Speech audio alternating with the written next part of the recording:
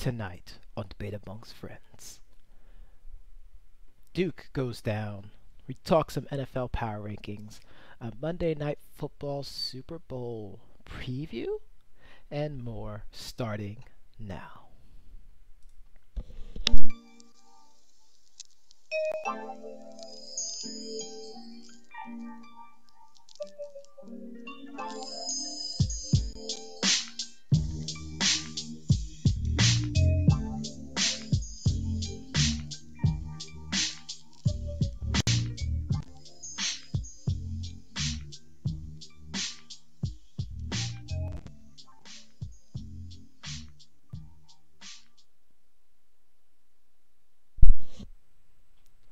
Ladies and gentlemen of the internet, welcome to another fine edition of Debate Amongst Friends, live on YouTube and on Periscope. I am your host, the Professor John Gotti. Normally, I would say that I am the advocate for a certain podcast beast, but unfortunately, he's unable to join us this evening. But our thoughts and prayers out to him. We know that he will be back soon. So we have breaking news right out of college basketball. Let's talk about this real quickly. Due to the amount of hate, due to the overly and well-deserved hype of the Duke Blue Devils, they just fell to the Gonzaga Bulldogs 89-87 at the Maui Invitational. It was a last-second block by Brandon Clark on a R.J. Barrett layup. So the Duke perfect no more.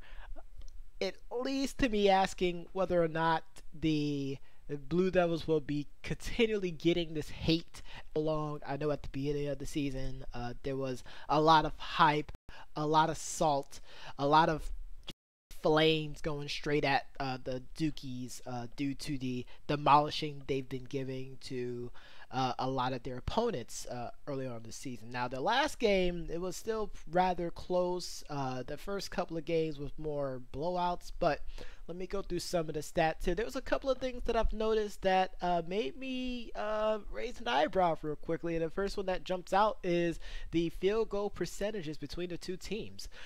Duke only shot good, decent 43%. You know, that's actually pretty decent NBA level field goal percentage. But the thing that's glaring about it was the Gonzaga Bulldogs. Now, defense win championships. I've said this for a long time, and a lot of people agree with this. A lot of people don't agree with this. But if you allow your opponent to score 52% of their shots, you're going to lose. That's just a fact of life.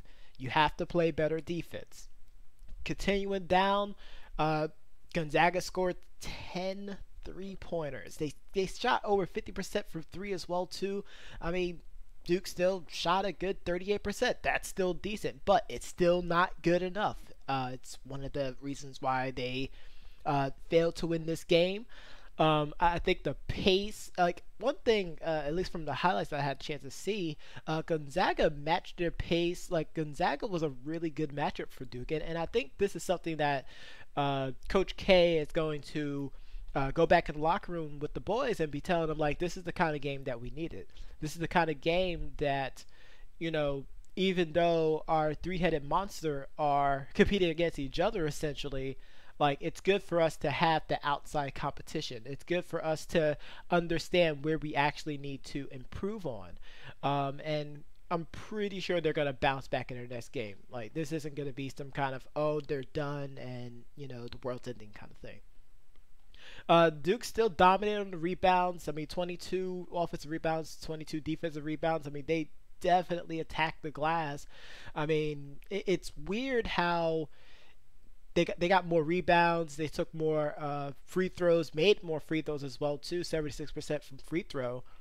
Like, I really don't see anything, you know, absolutely glaring in between the two, minus just the number of shots attempted to makes, number of three-pointers attempted to makes for them to really lose this game. It really seemed like a defensive game. Granted, Gonzaga did block 10 shots too. I mean, that has to account for something, but we'll see how Duke bounce back from this, and I don't think it's going to be as big of an issue. I'm pretty sure the podcasting beast would definitely agree with me. So let's talk about the next item on our list, and that's the NFL Power Rankings that came out the other day. Starting at number one, the Saints, they gave an absolute beatdown to the reigning, defending, undisputed Super Bowl champions, Philadelphia Eagles. Well, the Eagles didn't play like they won the Super Bowl. In fact, they haven't played like that all season. We're talking about a Super Bowl slump that's usually supposed to be for the losers. We're seeing it for the winners. This is pretty bad. They're right now just knocking on the door of not making the playoffs this year. Granted, the NFC East stinks this year, so it's anyone's ball game. But at the same time, I mean, the Saints are looking absolutely unstoppable. Drew Brees is the top contender for the MVP for this year. Even though I've been really high on Todd Gurley, I mean, I have to give it up to Drew Brees the past couple of games. I mean, it was like a switch just came off for the Saints, and they've been scoring over 30 points the past couple of games. It's ridiculous. And it's actually quite fun to watch. Drew Brees has a bevy of receivers that he can throw to. And not to mention, now that they have Mark Ingram back, like, their running attack is still really, really good. So we'll see what's going to happen as the season goes along for them. But I'll look to see, the Saints and even the number 2 team just battling back and forth for that overall home field advantage. But let's go down to number 2, and that is the LA Rams. We're going to talk about this game in a bit. Because I have a lot, well, probably not a lot because it's going to be a pretty short show, but the Rams against the Chiefs, I'll talk about it right now because the Chiefs is number 3. That game on Monday night was probably the most fun watching football I've had in a very long time. Now, I'm no stranger to enjoying defense over offense. That's just the way that I am. I've been that way since I played basketball. Playing a basically big man and as a little guy, so I had to, be a little bit more smarter with my defensive intensity. But this game was absolutely awesome. Over 1,000 yards of offense between the two teams, over 100 points scored. I mean, it doesn't get any better than this. And you think, well, it's not defensively well, but the defense actually showed up as well too. The defense had a couple of touchdowns, including the Joyner interception at the end of the game, picking off Patrick Mahomes to seal the win.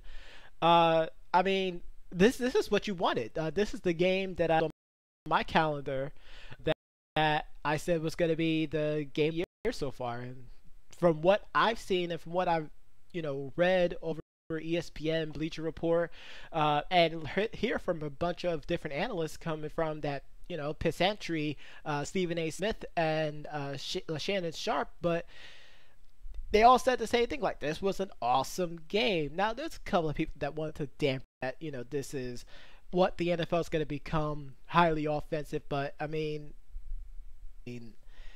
if I really had a problem with the lack of defense and it was a, low scoring, and if it wasn't a low scoring game, then I shouldn't. This is just the way football is. A lot of the offenses is going to take a more college approach. They will try to, do a lot more running, gunning, allowing the QBs to let their playmakers do a lot of the work. And there's a lot of great playmakers down in the NFL these days, including one of my NFL MVP picks, Todd Gurley. But it was awesome to watch. So, like I said, number 3 is the Chiefs. They went down one slot. Basically, the Rams and the Chiefs basically switched spots. But I can see that probably being the case as the season goes along. Between these 3 teams, the Saints, the Rams, and the Chiefs, is going to be